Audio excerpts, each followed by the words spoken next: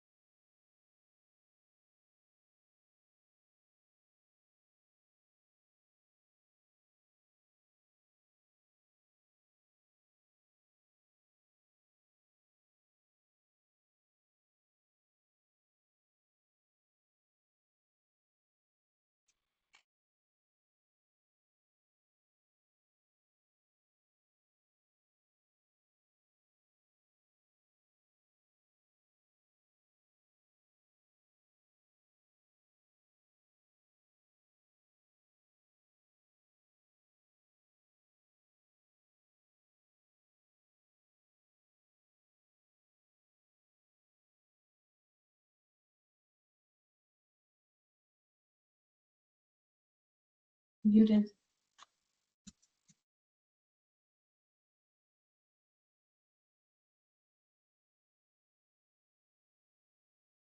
I've been informed that I was muted. Let me try this again. Sorry, everyone. Howdy, everyone. Thank you all so much for joining us this afternoon. I know that you are all very busy people, so I really appreciate you taking the time out of your day to spend with us. My name is Taylor Walthall. I am a senior marketing analyst here at Leads Online. In just a moment, I will bring our guests of honor on screen after a proper introduction. But first, I do want to touch on a few housekeeping items. The slides presented during this session will be emailed out to you all later today, so no need to scramble to write everything down during the session. In this email with the presentation slides, you'll also find a quick 1-minute feedback survey. If you could take the time to fill that out and let us know your thoughts on today's session, this feedback helps us to improve future events. And then lastly, we will pause for questions twice throughout the presentation, once at the halfway point and then once again at the very end. You can submit those questions via the Q&A panel here in the meeting room, and I will relay those to our speakers. Now that all that is out of the way, allow me to introduce you to our two lovely guest speakers. First, we have Karen Ziegler, retired after 30 years with the Arizona Criminal Justice Commission. She now uses her wealth of knowledge to provide financial and grant consulting services, which she's been doing for a decade now. If you're any good at arithmetic, you may have realized that this means Karen has 40 years of direct experience with the topics that we'll be covering today. So it's safe to say that she knows her stuff. Our second speaker is Gail Wilsinski, who, after an extremely well-rounded career in law enforcement in Sacramento, as you can see by the many titles listed on screen here, now works for Jefferson County Sheriff, where she has been for the last 13 years. These biographies speak for themselves. The two women have an abundance of knowledge and experience to share with us today. So without further ado, welcome to the stage, Karen Ziegler.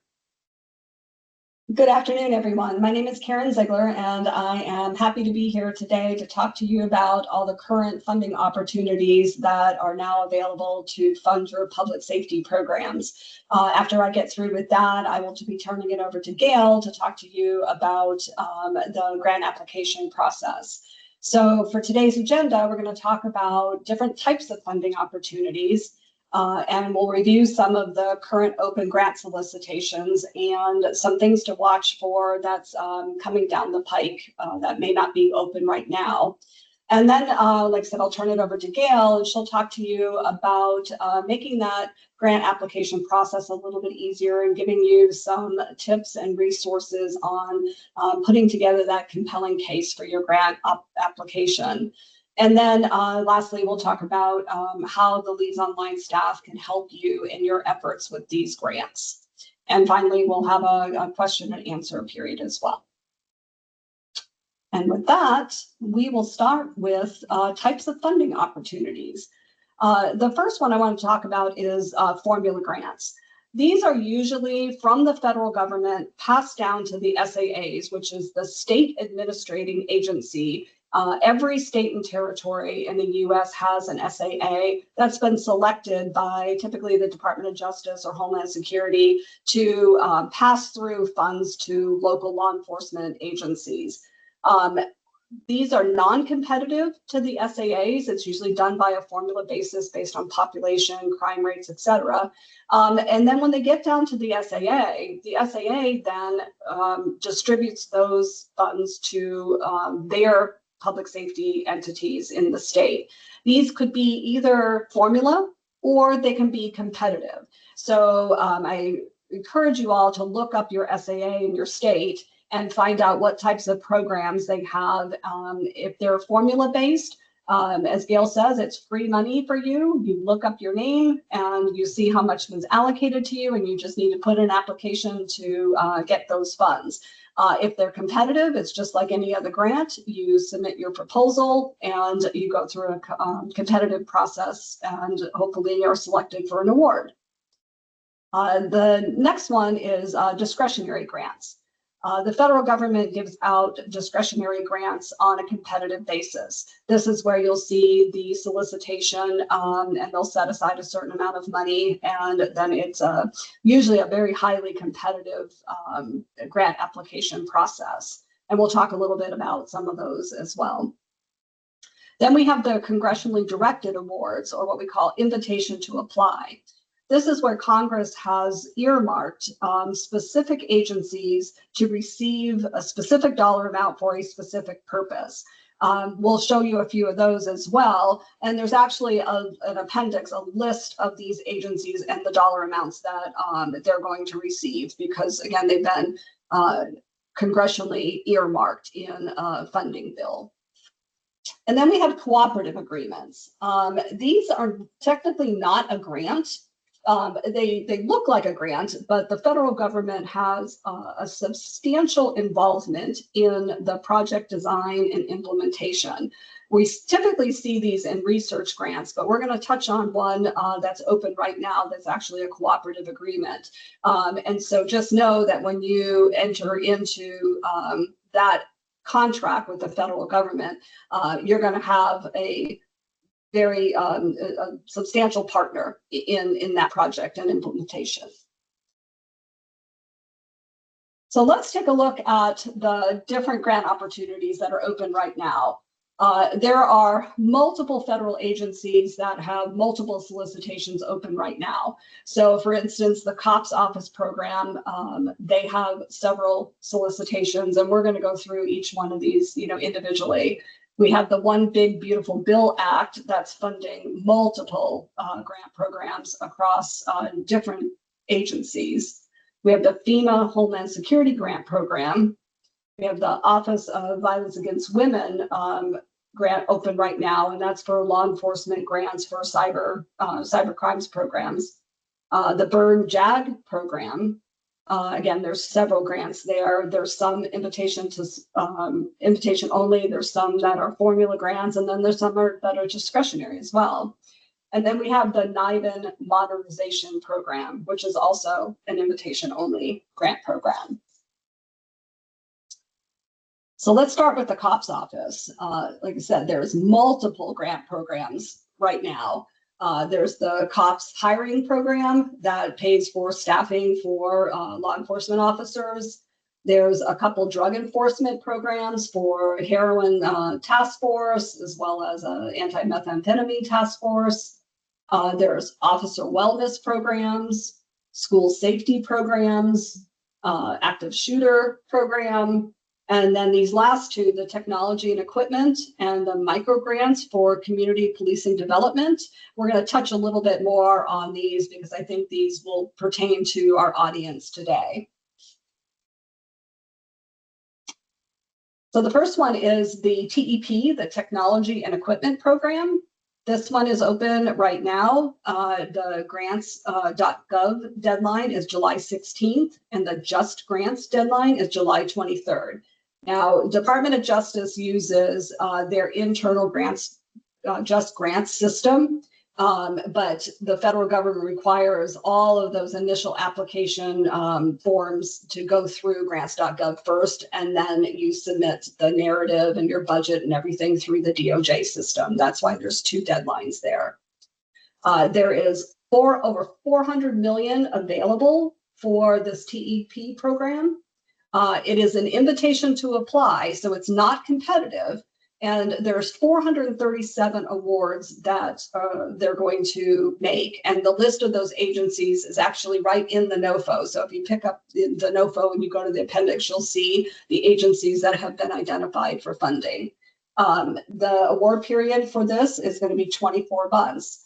And there's a broad array of different types of equipment that can be funded through this program. Communication technology, radio updates for interoperability systems, emergency systems, unmanned aircraft, which is basically drones. And the federal government has just come out with some new guidelines on drones. And so I strongly recommend looking at those guidelines and see if there's some things that may pertain to a project that you want to initiate. And then this public safety equipment, very broad. So just about anything that you can think of public safety related, can go into that category. And then they have mobile command systems and camera systems. Again, this one, the first deadline is July 16th, which is now just like a week away. So we've got to get busy on that.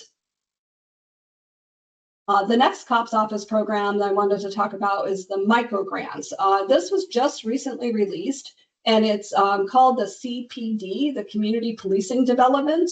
The grants.gov deadline is August 17th, and it's about $6.7 million available, up to $200,000 for each award.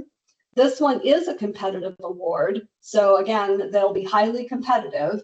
The award period is 24 months, and then there's no match required here. There's a whole list of these allowable projects. And this grant, the NOFO is saying that they want to fund like a pilot or demonstration program. So it's kind of a kickstart program up to $200,000 that you have an idea that you want to, see if it works for gun violence, reduction and enforcement. You can submit this micro grant, for this particular program. And like I said, you'll get these slides, so this whole list will be available to you, so I won't run through all of them. The next program that I want to talk about is the One Big Beautiful Bill Act. There's a couple different programs that are solicitations that are under the One Big Beautiful Bill. The first one is Bridging Immigration-Related Deficits Experienced Nationwide, or the Biden program. The next one is the Model Cities Initiative, or the MCI program, and then the State Border Initiative. And we'll touch on each one of these.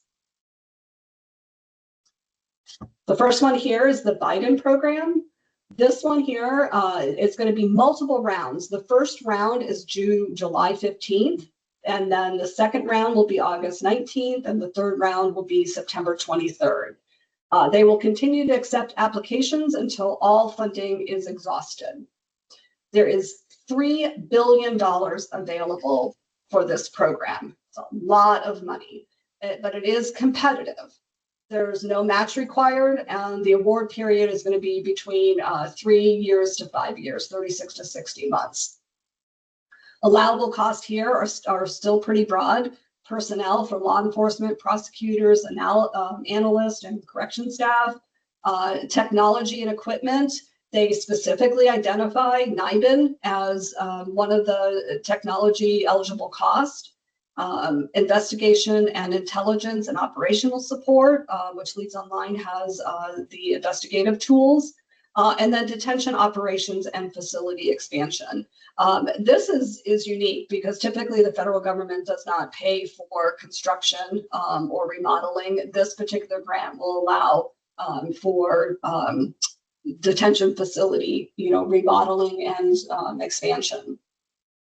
This one here is tied to immigration enforcement, but it's also broad enough that you can apply for other types of activities. The next one under the Big Beautiful Bill is the Model Cities Initiative, the MCI. There's 2 phases to this program as well. Phase 1 is due September 1st, and then phase 2 is upon invitation. So what they're going to do is accept these applications and review them, and then they're going to invite a couple applicants to Washington, D.C. to do a presentation on what their proposal is, and then they'll make a selection from there.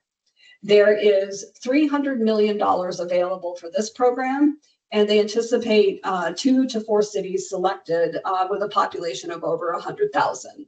This one is also competitive, no match required, and the award period is expected to be 36 months. Now, this is one here that's actually a cooperative agreement that we talked about. The federal government is going to have a substantial involvement in how this project is going to be executed in the design and implementation of this project. Some of the allowable costs are real-time crime centers, forensic and DNA tools, body-worn cameras, license plate readers, again, some drone funding, ballistic identification systems like NIBIN systems, and IT upgrades. And that's, again, pretty broad. It covers, jails, prisons, and it says also it's pre and post entry services. The last one under the big beautiful bill is the State Border Security Enforcement Fund. This one originally had a close date of July 6th, and we questioned whether we should leave it on the slides, but sure enough, DOJ extended this deadline to August 3rd. So this one is still available. Excuse me, not DOJ, FEMA. This one is coming out of FEMA. They anticipate 1 to 50 awards. It is a competitive program and no match is required. This one is really focused on border security, and they'll fund construction, detection and interdiction technology, and also relocation of aliens unlawfully present in the United States.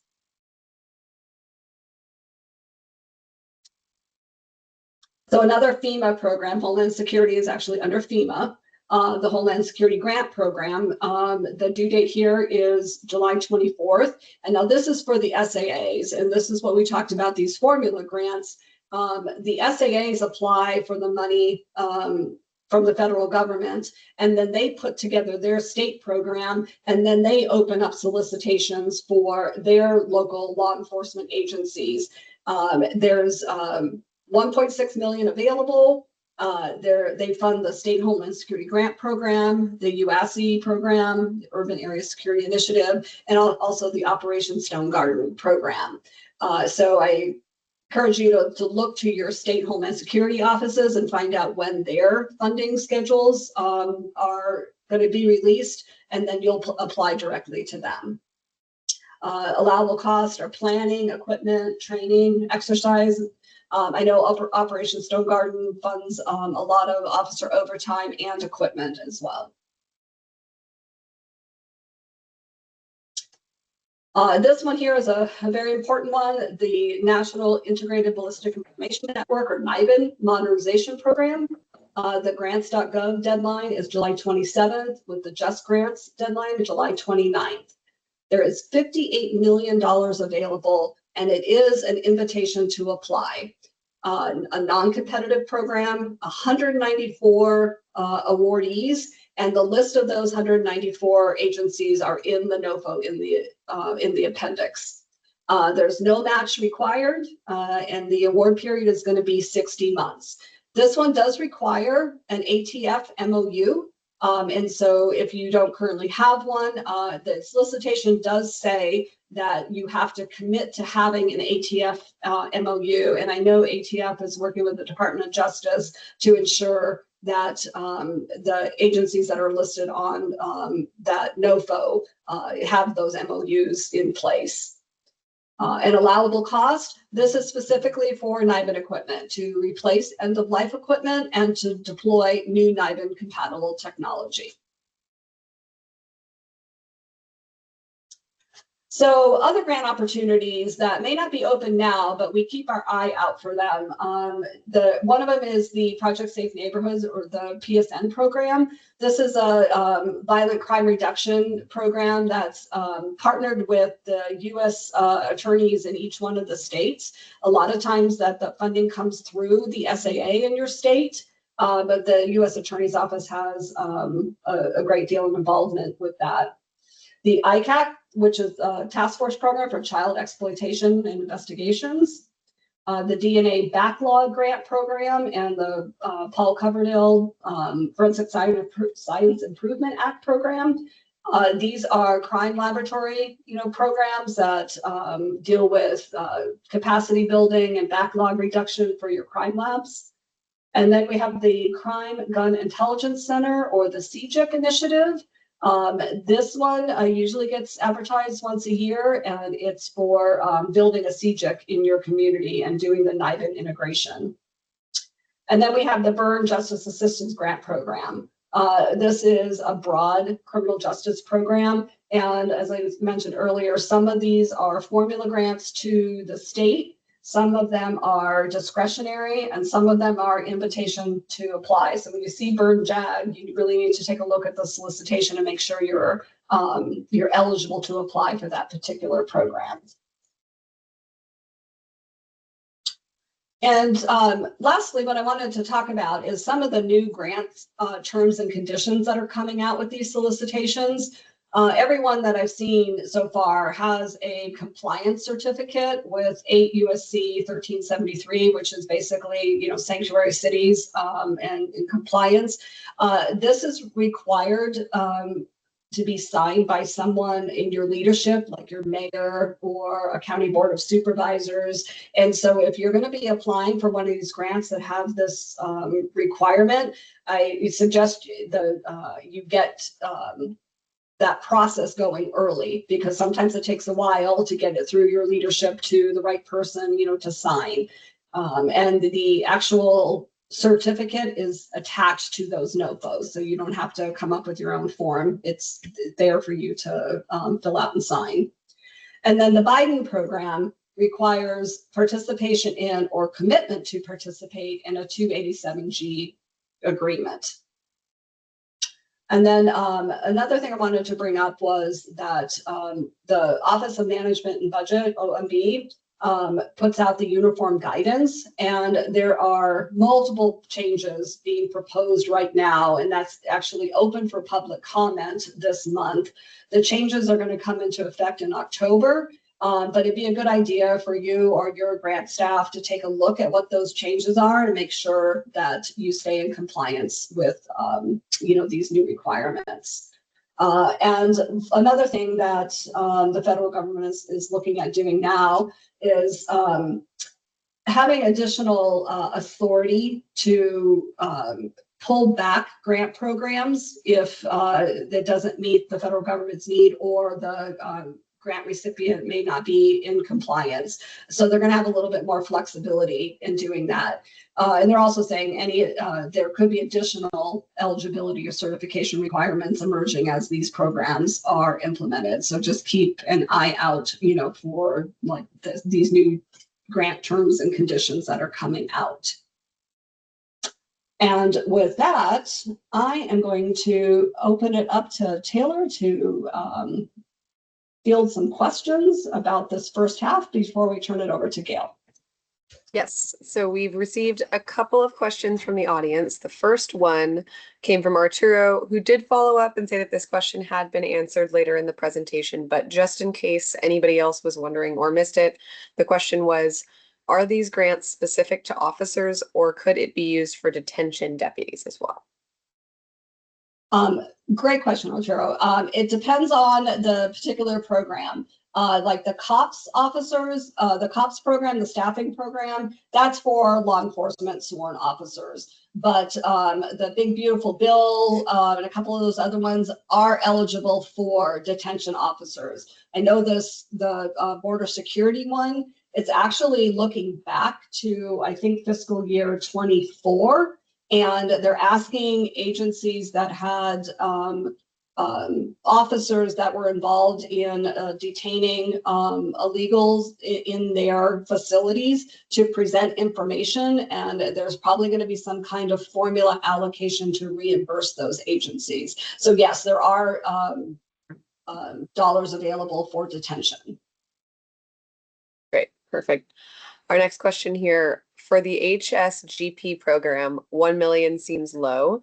Is there any information on the number of awardees that are expected to be made? So the Homeland Security Grant Program, that is to the SAAs. And so every state and territory will receive their allocation. And then the state Homeland Security offices will then further distribute it to the local law enforcement. And yeah, I will go back and verify, that dollar amount. But I did in my state here, they just had a meeting with our state Homeland Security folks, and they did say that there was a significant reduction in some of those programs. But as Gail is doing her presentation, I will review that and I'll see if I can get you more information on that. Great. Another question from Clinton. He says, I have a question about MCI. Initially reading it, I interpreted it to mean specifically a city with a population of over 100,000. In the eligibility, it says an applicant may be a collective entity acting as a single governmental unit of a jurisdiction or contiguous region. The question is, could an applicant be a collection of cities up to some large contiguous region of several cities then? Oh, that's a great question. To be honest, let me research that one as well. My first thought is that that lead agency is going to have to be 100,000 or more. The MCI program is, they're going to award 2 to 4 grants. And what they're looking for is a city that can implement new emerging, technologies and, resources. So, like I said, my guess is that it's probably going to be the lead agency has to be 100,000 or more, but I will look that one up as well. Perfect. Looks like we've got one other question from Christopher. He's wondering if the 8 USC 1373 compliance negates states like New Jersey from any of these awards. And then Scott is wondering if that would be the case for California as well.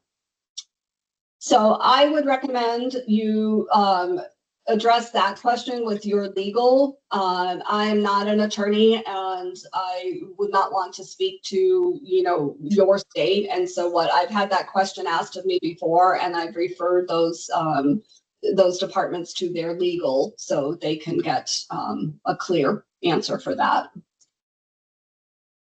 Makes sense.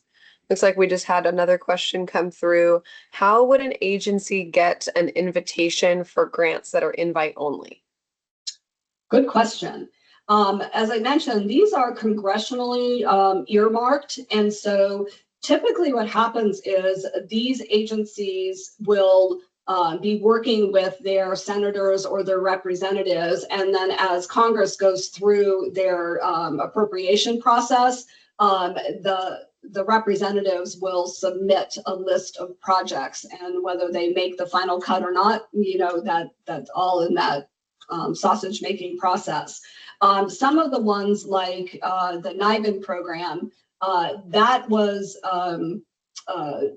work with the ATF on what NIBIN systems were out there, which were, ending, end of life and needed to be replaced. And so those were selected, I believe, between ATF and the Department of Justice.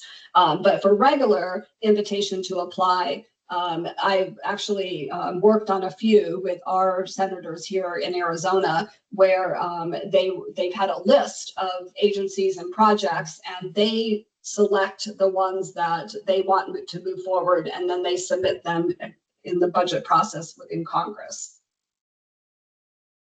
Perfect. Thanks, Karen. It looks like we got an update on that Homeland Security award amount. Leslie lets us know that it should be 1.06 billion for the total award. Oh, thank you for the clarification. Thank you, Leslie. I think I've got one more question that came through via email. Let's see, this comes from Drew. How do the grantors decide on who is invited to apply to the grants? Can you request to be added to that list, or how does that work? I think that's a similar question to what I just answered. The invitation to apply is through the congressional earmarks or through, the project through Department of Justice. Yeah. All right. Thank you. I think that is all of the questions that we've received as of right now. And again, as a reminder, we'll pause for questions again at the end of the presentation after Gail has taken us through her slides. So if you have a question, don't hesitate to leave that in the Q&A panel, and we'll do another round of this here shortly. So go ahead, Karen. No, I was going to say, I will update the million to billion. So when you get the slides, you'll have the correct dollar amount there. Yes, absolutely. Yeah, and thanks, Leslie, for that. Okay, well, thank you so much, Karen. That was great. Gail, if you are ready, I am going to bring you on stage and you can embark your wisdom on us. Thank you. I appreciate it. Hello, everyone. I am very excited to be here because I actually enjoy writing grants and I enjoy helping others get through this process. So let's jump right in. Build a compelling case and a compliant grant budget. We're going to go over these topics: pre-application homework, build a compelling case, project goals, compliant budgets, and following instructions and avoiding mistakes. Next slide. So the pre-application homework, right off the bat, start a file because you're going to use the same information over and over again for any grants you write in the future. You're going to gather your agency's legal identifiers and required documents. Go to your admin and ask for organizational budget, the current budget, the organization's policies and procedures, and a list of any grants your agency is already receiving. And stick those files aside because you may or may not need them, but you'll have them when you do. You are going to need to know your agency's identifiers. Right off the bat, make sure that your SAMS number has not expired. It expires once a year, and you don't want to be that guy that your finance department finds out it's expiring right when you're trying to put your grant into the upload for a department. So the other thing, there's a bunch of numbers you're going to need. The cool part is that form, the SF 424, a lot of the answers are going to go onto that form. And so the first thing I would do if I've never written a grant is I would go find the last person in your department to write a grant and ask for a copy. You'll want to see their SF 424, and you may be able to glean a lot of information off of that, so long as it's current. And if you can't get it there, go to your finance department. Don't ask for a copy of a grant. Ask for a copy of the contract of the last grant, because the finance department doesn't deal in grant writing. They come in the back end when your grant application has become a contract, and your finance department should have a copy of that, including the SF 424 with all that identifier information.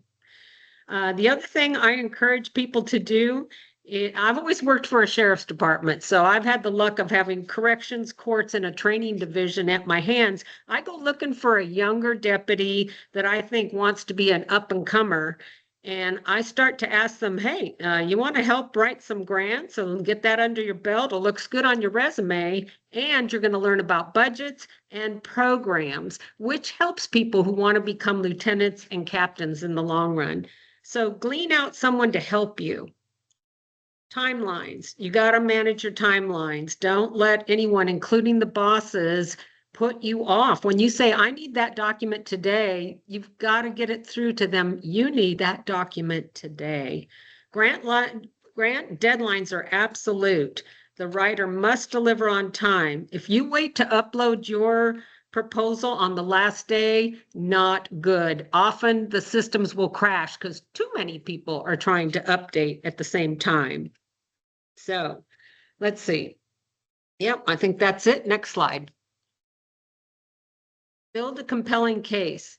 All right, this one to me is very important. You got to put yourself in the position of the person reading all the grants that come into USDOJ.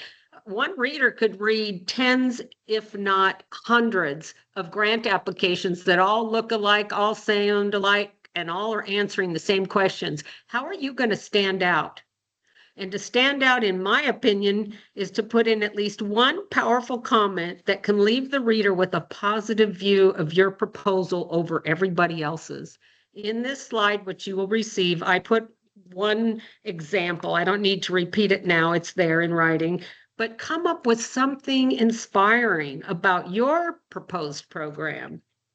Also, if you're allowed, not always, but if you're allowed, and they're asking for letters of support, everybody gets letters of support from their congressmen and senators. Those are good, nothing wrong. But I try to put in one from a victim or a community organization or a business owner. You want to stand out and you want something powerful as a letter of support for your program.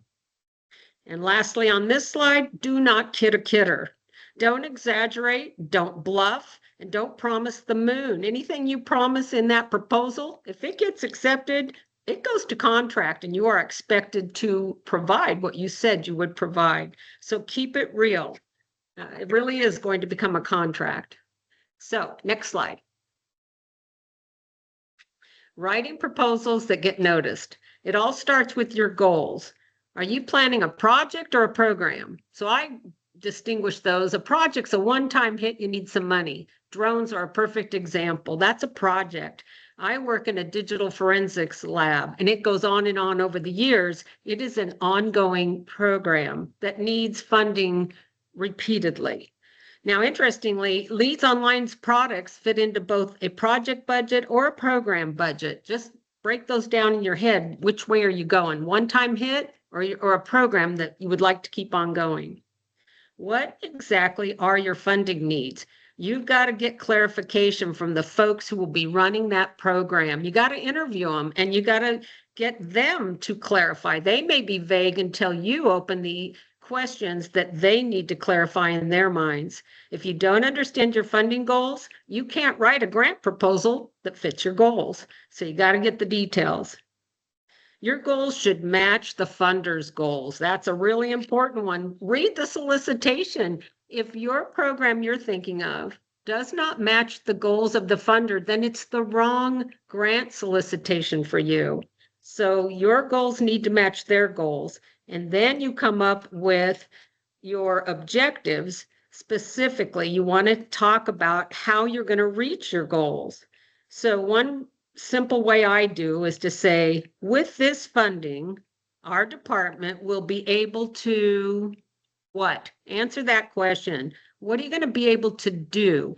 And the answer is not, well, we're going to be able to buy some very cool software. That helps you, the department. The answer has to be, how are you going to help the community? How are you going to do things better? How do you plan to improve your community by solving what problem? So an example I used 3 years ago to help get our funding for our forensic lab, I looked up the stats. We currently, at the time, had a case solve rate of 55%. So I put that in my grant and said, this means 45% of my victims never get closure. And my objective was to improve our ability to close cases by identifying and apprehending suspects quickly, at less expense, by purchasing sophisticated software designed to help law enforcement. You see how that covers all those bases? All right, next slide. Structuring a compliant budget. All right, place the budget items in the correct budget category because you need every point you can get, and they're going to grade your budget. So the funder will provide the guidelines. What you think is equipment might actually belong in the supply and minor sensitive equipment category. And this is where it gets confusing with computers. A piece of equipment in the budget is typically, and it will say in the budget rules, but almost always, equipment is when one item costs more than $10,000 or $10,000 or more, right? So our Tolino computers in our digital lab, they cost $12,000. They are going to go into equipment. But all the laptops and desktops, our Predator laptops, they cost $2,300. So that's less than $10,000 for one computer. Even if I buy 10 Predators and that's a total of $23,000, that goes into the supply and minor sensitive equipment pile because one computer only costs $2,300. And then software, such as Leads Online's Nighthawk, that is not equipment. That belongs in the professional services and subscription category. Now, that category doesn't exist because it depends on which agency you're using their budget form. The other place it will go would be procurement contracts. And if that isn't there, then it will go in other. because software is not equipment. Okay, that's something to clarify. And if you have any questions, pull up the manual from the agency from which you are applying and read the manual about where to put things in the budget. Okay, building the budget. So next slide. How much will a successful project cost? You got to get into those weeds and specifically budget for every aspect of your project that will be paid for through the grant. You got to get some quotes. Now, especially with these deadlines for these grants that come up so fast, I've personally found the easiest way to get a reasonable quote is Amazon, because you can buy almost anything on Amazon. And even though you may not end up shopping there, you're certainly going to go to your state agencies where you get a better price. At least for a quick and dirty quote, you can find out what does the item cost that you're trying to buy. And you as a grant writer shouldn't be guessing. Make the guys who are going to run that program provide you quotes. You know, divvy out as much work as you can while this looming deadline. Get them to provide quotes for the equipment they actually want. And then there's costs that are in kind. That's where Karen was saying, hey, there's no match required. In kind match. So if they don't have a match, that means you don't have to talk about what skin in the game is your agency going to have with your program. So sometimes there is a match. Will some aspects of the project be paid for by your organizational budget and not be funded through the grant? Examples are employee salary, office space, utilities, furniture. Those are pretty common things that you already have at your department, and you're not going to charge to the budget of the grant. And if you're asked to provide in-kind costs, that's where I'd start looking for them. You might or might not discuss in the project narrative that you have some in-kind required, it's not required, but some in-kind costs going into your program. But I kind of won't even mention it unless they need it, because anything you mention, they're going to hold you to. So only put in-kind costs in your actual budget form if it's required. And do not supplant funds. A lot of people are confused about what supplanting is. So the best definition I can come up with is supplanting is when your agency's already got a budget for the year. It's already been approved by county commission or the city manager or whoever. So you have a budget for 26, 27. And in it, it'll say, we're going to buy 3 new squad cars. They've already planned for that. And now you see that there's a grant opportunity that would allow you to buy squad cars. Well, you can't replace the funding with grant money to buy the squad cars you were going to buy with your regular department budget. So the example I use is if you already budgeted for squad car 1, 2, and 3, don't supplant. But in a grant, you could buy squad car number 4 or squad car 4 and 5, something like that. But you can't replace the first 3 with money from the feds. That's my example of supplanting, and it's illegal. Don't do it. Next slide. Avoid grant proposal mistakes. One of the biggest mistakes I find is we're all in a hurry and a lot of people hate to read. Read the entire solicitation and follow all the directions, because they're going to toss your grant application without even reading it if you can't follow simple directions. That's how that reader gets through 100 applications. They toss the ones that simply didn't follow directions. So if it says in the solicitation that you're required to use 12-point font Times New Roman, you must use that font in that size. If the solicitation says 10-page narrative, it cannot be an 11-page narrative. Got to have those right.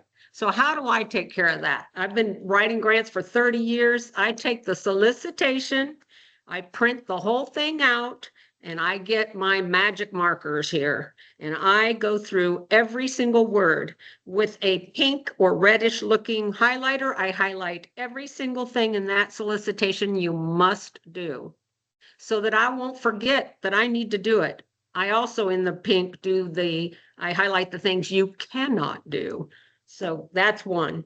Number 2, I highlight the funder's goals, because the funder's goals and preferences should be your goals and preferences. So you want to throw their words back at them so they securely see that you are aligned with their goals for the money. And that's my yellow.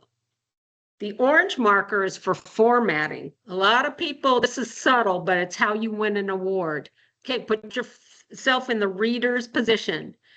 Your grant solicitation has a format, and they'll, especially the narratives, they will say, okay, in this narrative, it's section 2 of the grant proposal, and we're going to ask you 4 questions, A, B, C, and D, and then you answer them. Well, in your narrative, you write it up with the same format. Section 2, narrative. First question, A. If they did A, you do A. If they did 1, you do 1. Because that reader's trying to compare and contrast. What did we ask and what did you answer?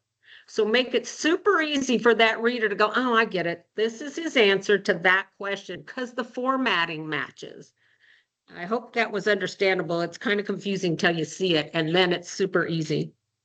Another mistake is people that do not double check the provided submission checklist. Somewhere in the solicitation, you can click on and find a list of everything you have to submit. It's a little checklist, and you darn sure want to pull that up and follow it.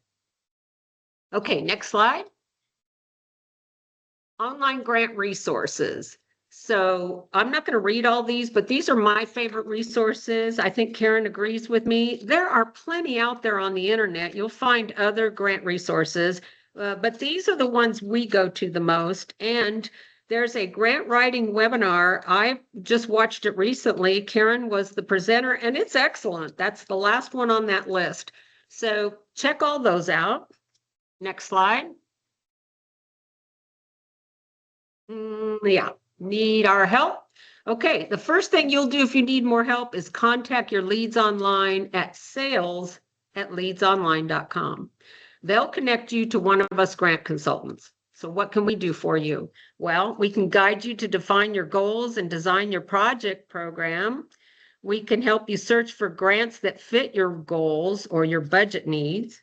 We can teach your staff about the world of grants, the terms, funders, processes. That's actually what we're doing here today. We can help you determine if a grant solicitation is a good fit for your program and guide you through the creation of required elements of your grant proposal.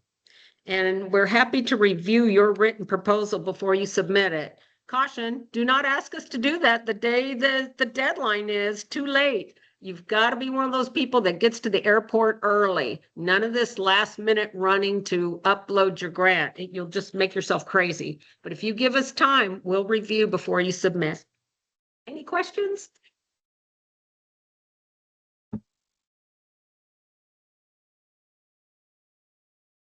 All right, I'm looking at the Q&A panel here. It does not look like we have received any new questions.